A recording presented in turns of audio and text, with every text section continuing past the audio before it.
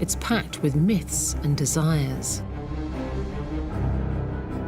Is it the work of a wasteful lunatic, or the wondrous conception of a genius who was never understood? Is it a medieval castle or a modern construction? A castle inseparable from the tragic fate of Bavarian King Ludwig II.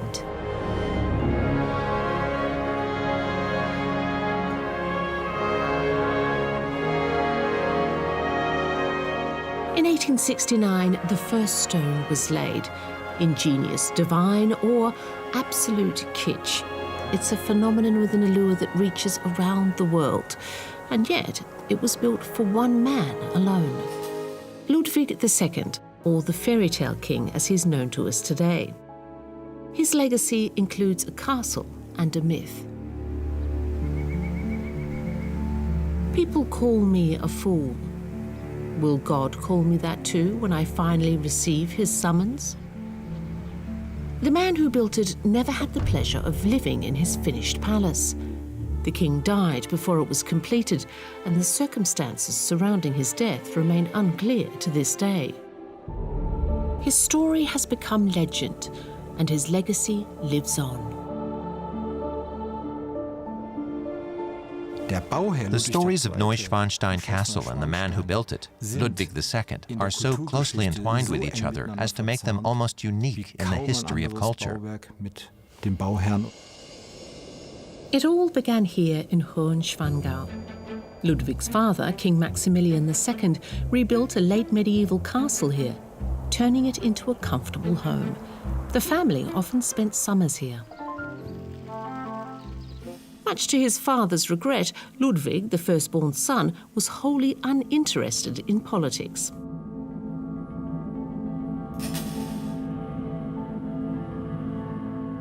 Instead, with his younger brother Otto, he preferred to explore the area around the Alpsee and Schwansee lakes, as well as Hohenschwangau.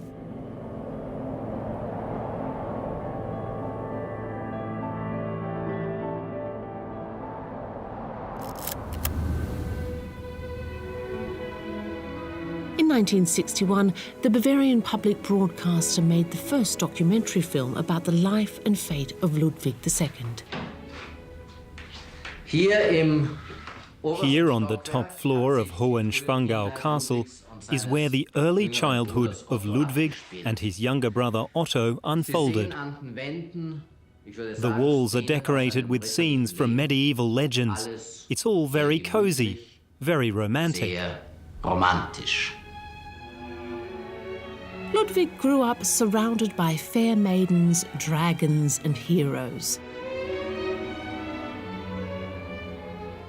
His relationship to his father was a distant one. Ludwig felt he was treated with condescension, and he found that his mother lacked a poetic sensibility.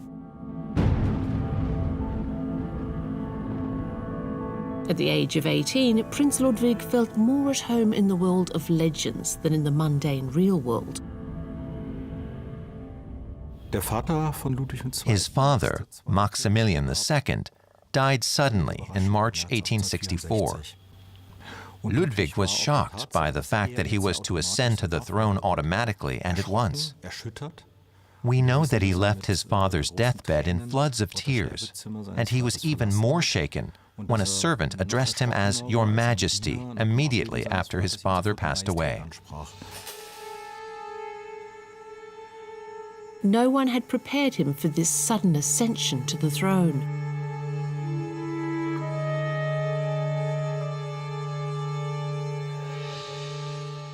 Three days after the funeral, he wrote in his diary just one word, filling the entire page: King. Ludwig II of Bavaria felt torn and unsure at first. He was someone who lacked stability, a man who was utterly unsuitable for his job as king, the representative of the Bavarian state. At least he had been taught how to handle money. The records of Prince Ludwig's pocket money can be found in the archives of the House of Wittelsbach. In July 1862, he spent a total of 19 guilders and 48 crowns on the theatre, donations for the poor, chocolate and presents. The prince had to keep meticulous accounts of what he spent and present them to his father. It was meant to help the crown prince learn how to live frugally, of course. And you can see that, for example, when he wanted to go to the theater, he would have to pay for it himself. His father's lessons on what Ludwig considered to be excessive frugality had a big impact on him. He decreed after his father's death, upon his coronation, "I want no more of this unnecessary miserliness." Unfortunately, he didn't understand that even a king's resources are not endless. His Majesty didn't learn much from his father's example. One of his first official acts was to invite the highly indebted composer Richard Wagner to Munich and to finance him unconditionally. He encountered Wagner's musical dramas, based on themes that were very much inspired by the medieval fairy tale world, and became an ardent fan of that music. And so the maestro, as he respectfully called the composer, became one of the first people to learn of the king's somewhat unusual plan in the Allgäu area. He wrote to Wagner, "I intend to build a new castle above the old castle ruins in Neuschwanstein by the Pullet Gorge, in the true style of the castles built for ancient German knights."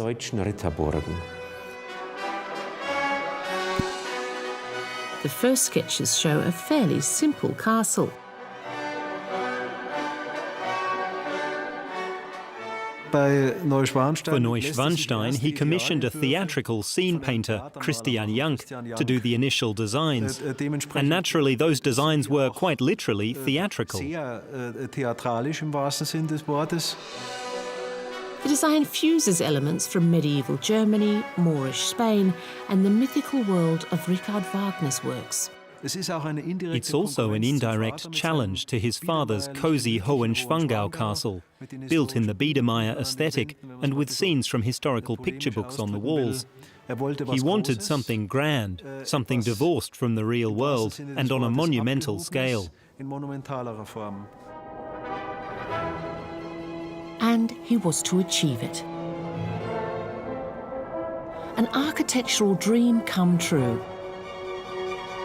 The man who commissioned it wanted to escape reality with constructed fantasy.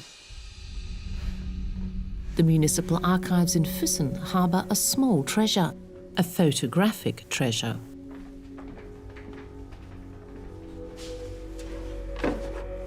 These photos languished in a drawer for 150 years. These photos, taken at the start of the construction process, have never been seen before, as far as I know. This is the very first time that they're being shown. They were part of a deceased's estate and donated to the archive. The photographer was Ludwig Schradler, born in Füssen in 1830. He was the first person to document Neuschwanstein Castle. This photo shows the remains of a medieval castle wall on the mountain ridge. In this photo, you can see the Marian Bridge, which was built in 1866. Building work on the castle began in 1869, so this photo must have been taken sometime between those years. And of course that means that this is the oldest photo by Ludwig Schradler in our collection. My great-grandfather actually worked on the Neuschwanstein Castle building site, and my grandfather would sometimes take him his lunch at the castle. And I think it was because he thought he might catch a glimpse of the king there. People were curious about the king. He was not exactly shy, but he rarely made public appearances. And when you were up at the construction site, you might expect to see him sometimes. In the Bavarian capital, Munich, people were skeptical about the monarch's zeal for building a castle, but not here in Allgäu.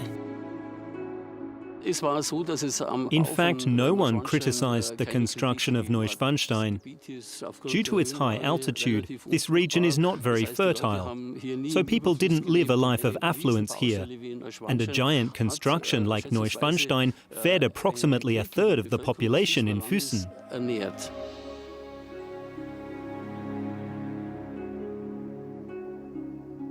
It was even possible to run into the king.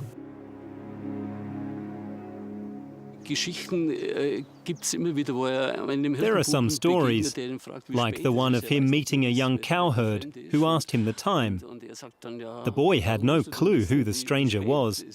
Then he said, "Why do you need to know what time it is?" And the boy replied precociously, "Well, I have to take my cows for milking, and I don't know when." He then told the boy the time, and even asked for the name of the farm. 2 days later, a king's servant rode up on a horse and handed the boy a fob watch on a chain, so he could see the time himself and know when he should take the cows in. And there are a whole lot of stories at this personal level, painting a very different picture of the king than how he's depicted in Munich.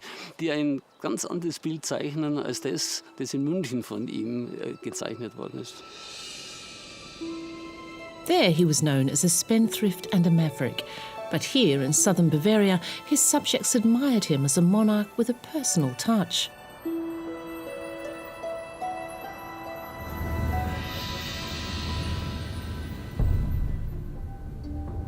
The photographer Ludwig Schradler made the most of the spectacular views in the area. Almost 100 photographic plates are kept in the municipal archives of Füssen.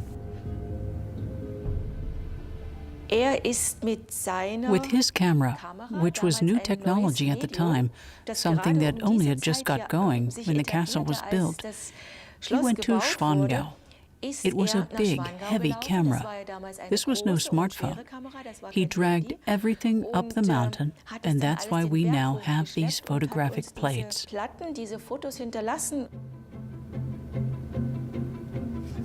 Today, the wafer-thin photographic plates are delicate and irreplaceable. Every building phase was documented carefully for 17 years. That helps historians reconstruct the building process. First, the ancient ruins and the mountaintop were removed from the site. A new steam crane was constantly at work.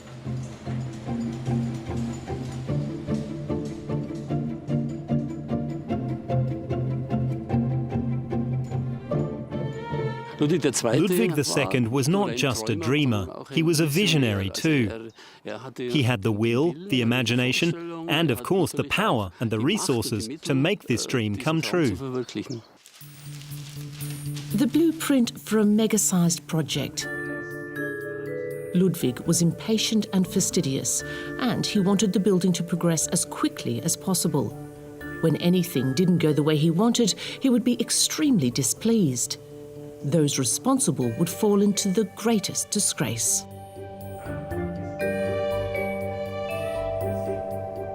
From the top of the tower to the cellar floor, everything was Ludwig II's work. He dedicated himself to every detail. He was in regular correspondence with the royal superintendent of construction and the architects. He always inspected plans personally, so he could decide how to proceed or what to change. In matters of government, Ludwig mostly had to bow to his ministers and accept their advice. It was a kingdom in which he was really just a figurehead with very little to say. But when it came to his building projects, he ruled supreme. Ludwig was a difficult client. He was constantly scrapping plans, suddenly deciding rooms should be different. Newly built walls might have to be torn down. Most people are surprised to learn that the castle is built of bricks and clad with rocks from a nearby quarry.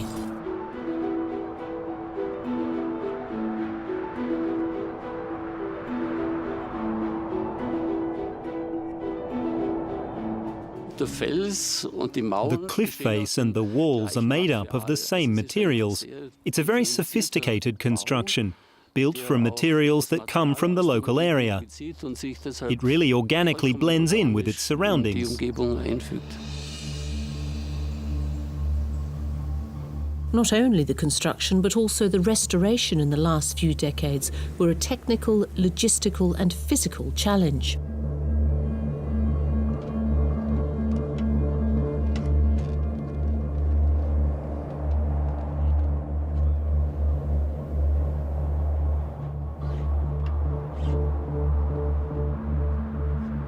The king was always impatient. The work up there couldn't progress fast enough for him. It's understandable. Anyone who works in construction will get it. You always want to see progress, and it's always too slow. It was a challenge for everyone involved. Including the local people at the time. A chronicle written by the village teacher back then, whose name was left, is still preserved in the Schwangau archive. The man recorded the ups and downs of the construction every day, right from the start. In 1875, he wrote, On the 23rd of April at 6 o'clock in the morning, Mr. Herold, the foreman at the King's Castle who works in Hohenschwangau, took his own life with a bullet through his heart. He had suffered a mental breakdown and is buried in Weitenhofen. The foreman, Heinrich Herold, had laid the foundation stone of the castle on the 5th of September 1869. Some people saw this as the curse of Neuschwanstein. The giant project on the mountain pushed those in charge to their limits. For Ludwig, the construction was an escape from reality. Ever since Germany had had a Kaiser, the Bavarian king had felt superfluous, but he still had his world of fantasy. We all like to dream. We all have ideas. But to also have the courage to realize them, and in his case, to fight against all odds for them, that shows he was plucky. That's what I like about him. Ludwig made his dream come true. The throne room takes you to the past.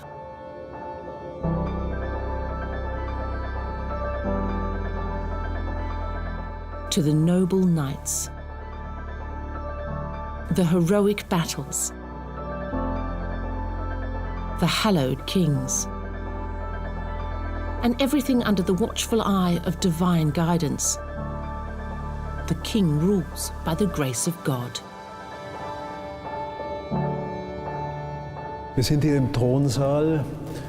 We're now in the throne room, which was sort of religious for Ludwig II.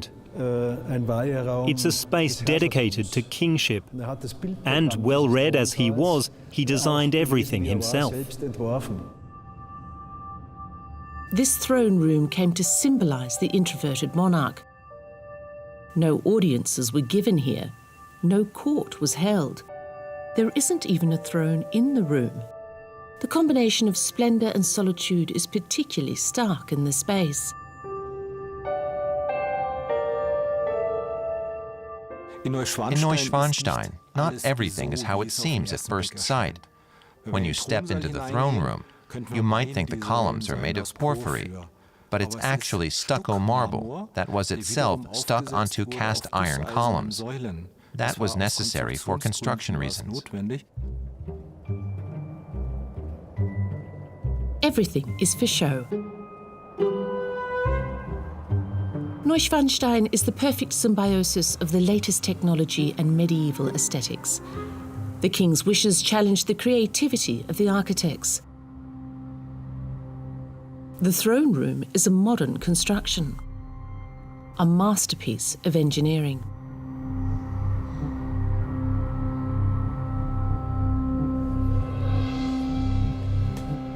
The head of administration at the castle, Johann Hensel, is giving us a peek behind the curtains of the mock Middle Ages, the roof construction of Neuschwanstein Castle.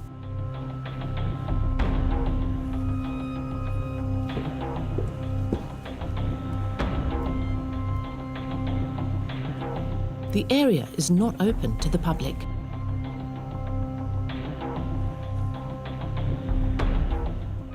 We are now above the throne room. This is the dome, a self-supporting construction.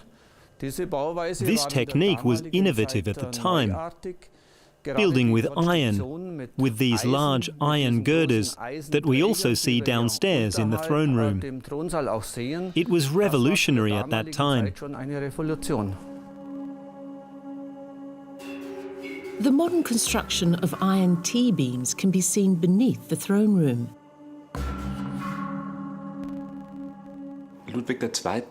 When it came to technology, Ludwig II was mainly interested in what you could do with it, and his very high demands spurred on science, driving it forward. The king was fascinated with technology and aware of the latest innovations in construction.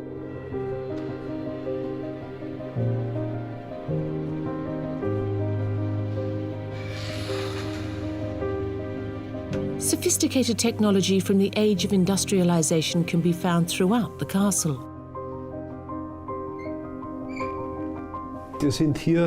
We're now in one of the boiler rooms for the warm air heating system, which was cutting edge back then. It was still extremely uncommon in buildings used mainly for private purposes or a castle like this. It was included here to meet the king's special demands for luxury. Ludwig II wanted a comfortable version of the Middle Ages. From his childhood on, he had always had a low tolerance to cold, and so a warm air heating system was ideal.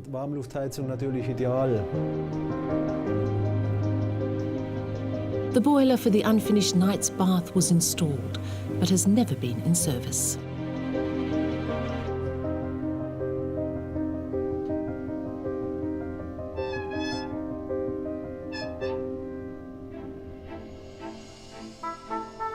Everything was the finest quality for the king. Water closet, battery-operated bells, warm air heating, and a brand new item in the collection, a telephone. The entire construction tailor-made for one man alone. Was that ingenious or simply crazy? We think of a madman as someone who has no idea what he's doing. And Ludwig II knew what he was doing all the way. Living in a world of his own, closed off from anyone, is a different story. Ludwig II created a world for himself that had a logic of its own, that was coherent in itself. But that world was not meant to be open to others. The price was loneliness.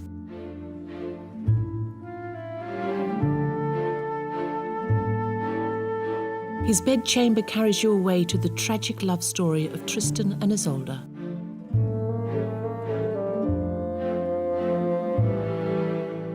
His wash basin reminds you of a baptismal font, the cup for his toothbrush, a communion chalice.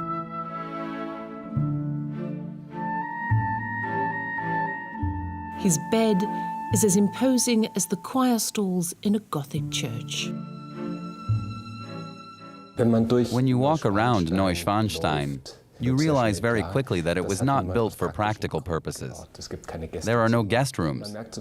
You notice straight away that this is a fantasy made real. It's more like walking through a film set. You realize you're not in a house, you're in a dream. Searching for the Holy Grail.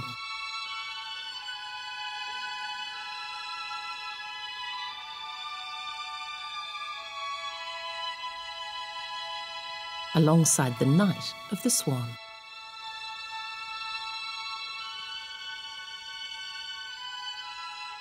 Ludwig's buildings are unique in that they're not about showing off prestigious dynastic functions. Rather, they were spaces where he turned his poetic world, his world imbued with literary and theatrical influences, into architectural reality. There's nothing like this anywhere else.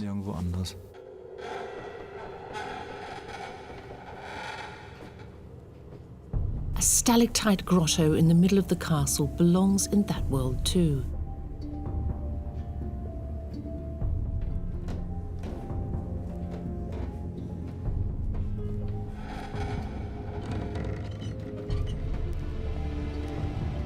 A secret door leads to a staircase which is normally hidden from view. It was built especially for the servants to use. These stairs take you from the access road all the way to below the rafters. That means they run through the whole building. You can see that the stairs are relatively wide and well equipped, so the servants could do their work properly. This was because the king insisted on fast and discreet service. The monarch's behaviour was starting to become increasingly odd. He withdrew into himself. The entire castle is laced with staircases, big and small, riddled with hidden doors.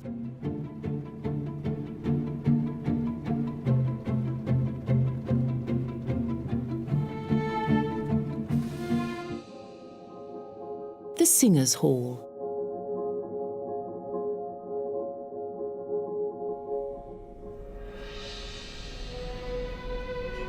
This is the first extensive restoration work since it was built. Experts in wood, stone and paintings have been at work throughout the castle for several years.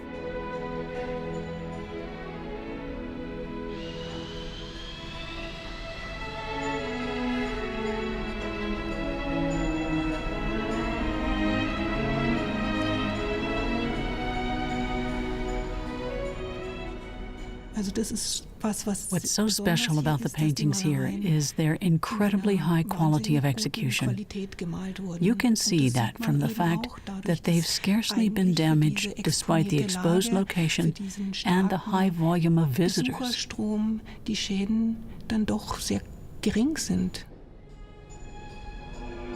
Ludwig knew several artists personally. Exquisite craftsmanship was always more important to him than an artist's unique signature or style.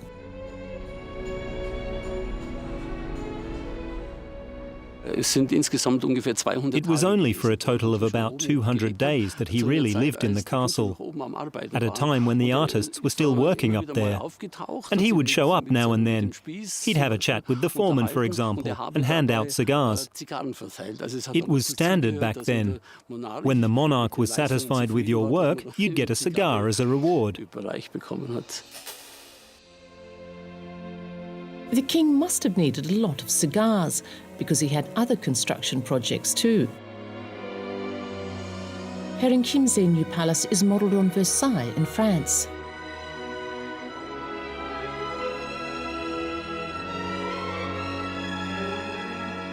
Linderhof Palace in the mountains near Ettal is built in the style of a French summer residence. Neuschwanstein Castle is his homage to the German Middle Ages and the world of Germanic legend. Expensive dreams of a king who loved to build. A rumor that'll probably never die is that Ludwig II bankrupted the state treasury by building Neuschwanstein. That's completely wrong. By law, he received a sum of money annually, which he used to pay for the court, the maintenance of other castles, Würzburg, Nymphenburg, and many others. The staff had to be paid, the court theater had to be paid for, and at the very bottom of the list, whatever was left, he used that for his own building projects. Ludwig's debts were private. From 1871 onwards, he received a yearly sum of 300,000 marks from the Prussian Minister-President Bismarck, taken from so-called reptilian funds, or slush funds. It was a little thank you gift for handing over the title of Kaiser to William of Prussia.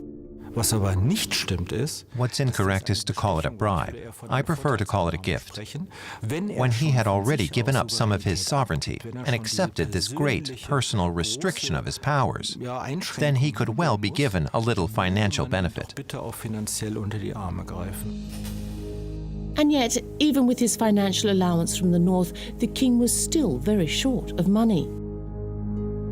His ministers asked him to limit his building projects. Ludwig clearly said and also wrote, "I can't. Building is my greatest joy in life." That's how he put it. Undeterred, he continued to order chandeliers with exquisite nickel plating, furniture and sculptures. The bills show his obsession with details. Neuschwanstein cost approximately 6 million marks. That's the equivalent of about 42 million euros today. He'd also taken loans from foreign banks, which was a big mistake. Those foreign banks were not obliged to be loyal subjects to him, and so they insistently pressed for repayment. They even threatened to seize his properties.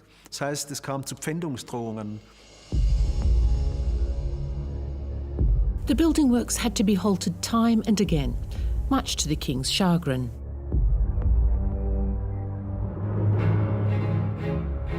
In the middle of the castle courtyard, the outlines of some foundation walls tell us about Ludwig's original vision for the construction. The plan was to build a castle keep here, right where we're standing, which would be Neuschwanstein's tallest tower by far. It was modelled in the medieval fashion. It would have housed the castle chapel on the ground floor, and above it would be a keep about 45 metres high. That would make a total height of 90 metres, the last bastion for the king. His inspiration came from a set design for Richard Wagner's opera Lohengrin. A fortified tower rising above everything else. Ideal in the Middle Ages for spotting approaching enemies, but somewhat obsolete after the invention of the telephone. There's no other way to put it. Neuschwanstein Castle is like a torso rather than a whole body. It doesn't look the way Ludwig II planned it. That's especially because the central keep is missing. It would have completely changed the entire look of the castle.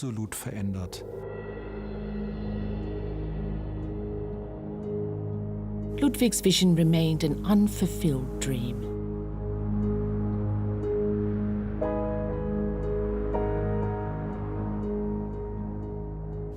By this time, the first suits had begun to be filed against him by craftsmen who hadn't been paid. In 1885, it finally became clear to Ludwig's ministers that something had to be done.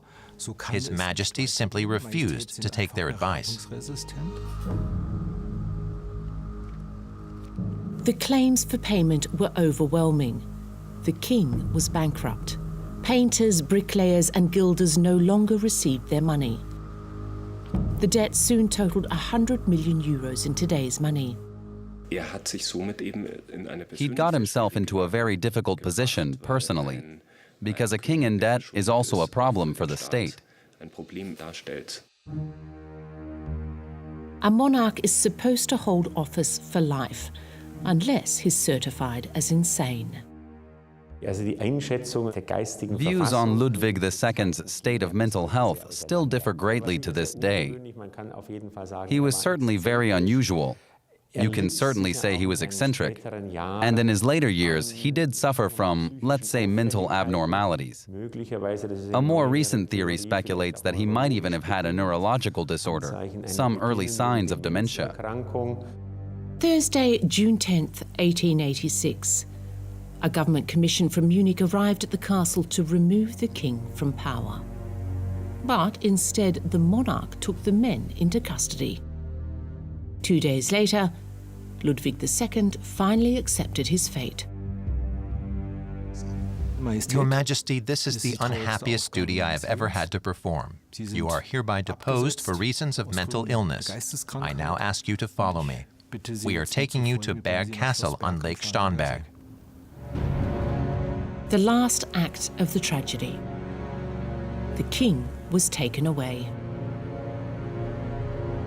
He would never set eyes on his castle again. Declaring him of unsound mind was a legal grey area, and that was clear to anyone. There was no constitutional provision for the ruler to be declared legally insane and dethroned, but they did it anyway.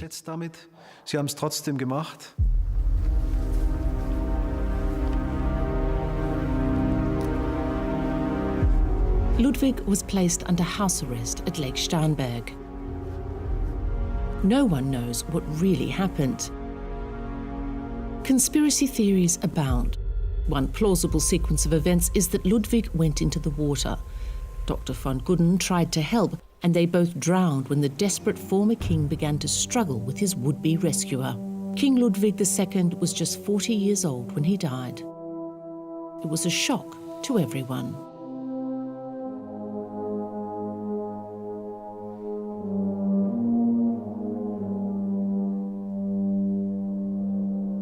Was it an accident, suicide, or murder? A myth was born, because any attempt to explain the death invites a new theory.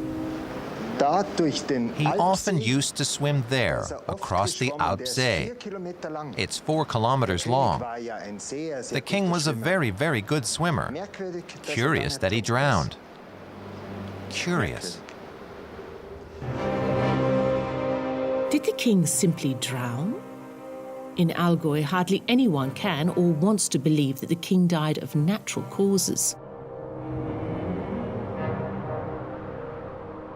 I know from my grandfather, he was 14 when Ludwig died, and he never believed the story that the king was murdered. There's an old family legend that the body in his coffin was a wax dummy, a very popular opinion throughout Bavaria at the time. In fact, everyone believed he had withdrawn to a mountain hut somewhere. Because Ludwig was just 40 years old when he died, it was unimaginable that a man so young would just die. Junger Mensch einfach sterben würde oder müsste. Dass Ludwig II. In den See gegangen ist. Going into the lake was an escape for Ludwig, an escape from an unbearable situation. Nämlich, dass jetzt in Schloss Berg. By that, I mean his detainment in Berg Castle, and the fact that he, the monarch, who was incredibly conscious of his majesty, suddenly had to obey the orders of doctors and nurses. And the life of a mentally ill person, even under absolutely the best care, was not unfamiliar to him, due to the fate of his brother, who was clearly mentally ill.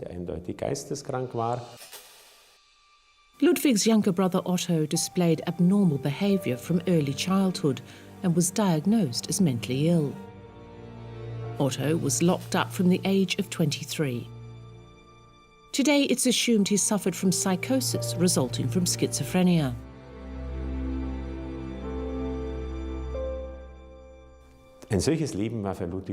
Such a life was certainly unbearable for Ludwig, and he wanted to escape it. Whether he consciously intended to do so by means of suicide, or he simply wanted to flee this place, I'd say that's open to interpretation.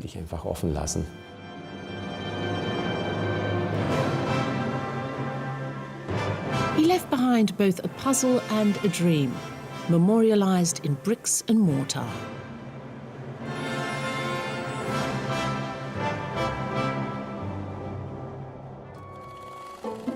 In the following decades, tourism flourished at Neuschwanstein.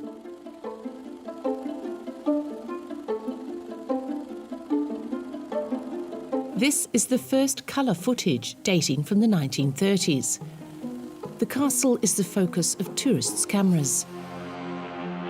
Adolf Hitler visited Neuschwanstein Castle in early 1933, on the 50th anniversary of Richard Wagner's death.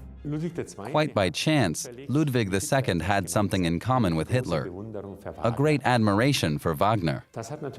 This naturally led to Hitler's own interest in this castle. But Hitler wanted to be the greatest master builder of all times himself, rather than standing in the king's shadow. He only visited the castle once.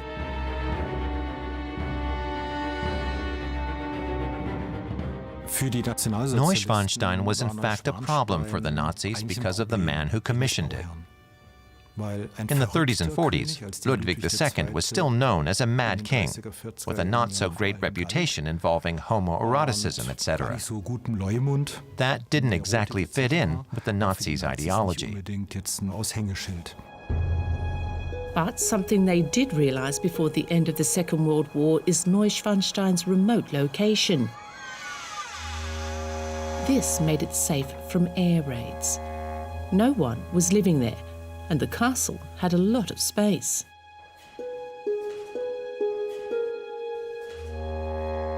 Perfect for hiding looted art.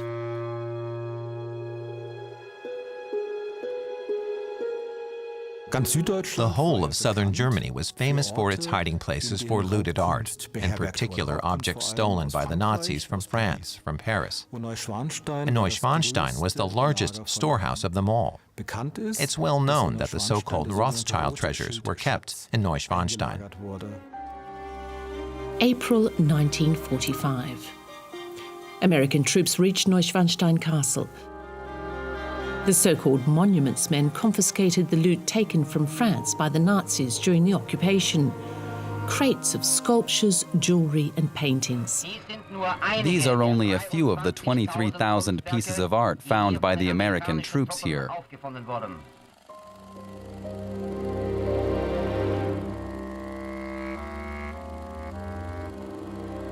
600 crates of irreplaceable works were sent back to Paris alone. It's lucky the castle wasn't misused by the Nazis for ideological purposes. That means that after the end of the Nazi dictatorship and the Second World War, Neuschwanstein was able to present itself as an untouched treasure. That gave a boost to tourism. Neuschwanstein became the symbol of a different Germany. Walt Disney took inspiration here for his famous fairy tale castle. Soon the castle was on the list of must-see attractions for US military stationed in Germany. That's how photographs of a Bavarian dream found their way into the living rooms of many Americans.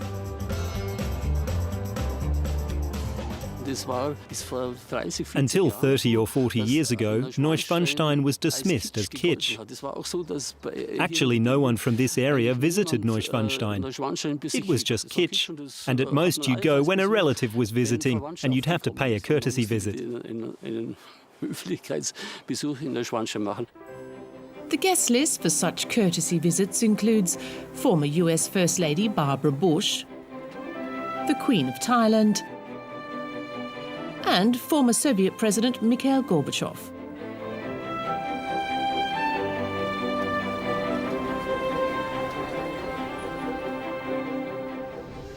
Every year, 1.5 million visitors from all around the world come here to be enchanted by the castle's magic. Those who do are rewarded with breathtaking images from another world.